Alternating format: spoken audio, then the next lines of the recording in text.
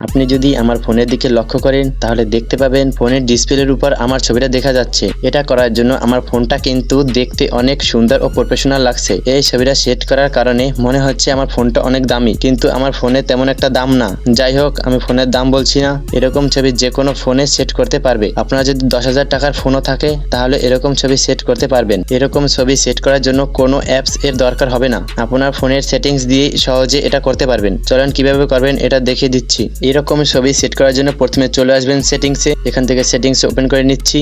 Settings থেকে এখানে পেয়ে যাবেন হোম স্ক্রিনে। হোম স্ক্রিনে পর একটা ক্লিক করে দিবেন। ক্লিক করার পরে এরকম ইন্টারফেস চলে আসবে। এখান থেকে যে ছবিটা দেখা যাচ্ছে ওই ছবির উপর একটা ক্লিক করে দিবেন। এরপর আবার ছবির উপর ক্লিক করে দিবেন। এখানে আপনি অনেকগুলো থিমস বা এরকম ক্যারেক্টার পেয়ে যাবেন। এখান থেকে আপনি একটা একটা ইউজ করতে পারবেন। যদি এখান থেকে এগুলো ইউজ করতে না চান তাহলে এখান থেকে ছবির উপরে আবার ক্লিক করে দিবেন। এরপরে চেঞ্জ ইমেজে ক্লিক করে দিবেন। ক্লিক করার পরে আপনার গ্যালারিটা শো হবে। গ্যালারি থেকে আপনি যেটা সিলেক্ট করতে চাচ্ছেন এটা সিলেক্ট করে নেবেন। আমি একটা সিলেক্ট করে নিচ্ছি। সিলেক্ট করার পরে এখানে পেয়ে যাবেন অ্যাপ্লাই অপশনে। অ্যাপ্লাই অপশনে ক্লিক করে দিবেন। অ্যাপ্লাইতে ক্লিক করলে এটা সেট হয়ে যাবে। আবার যে ছবির উপর ক্লিক করেন তাহলে দেখবেন এটা সেট হয়ে গেছে। এরপর এখান থেকে ব্যাগে বেরিয়ে আসবেন। ব্যাগে বেরিয়ে আসার পর আমি ফোনটা অফ করছি। অফ করলে দেখতে পাবেন এই ছবিটা এখানে শো হয়ে গেছে। এখানে একটা ক্লিক করলেই ওরকম ছবিটা বেশি উঠছে।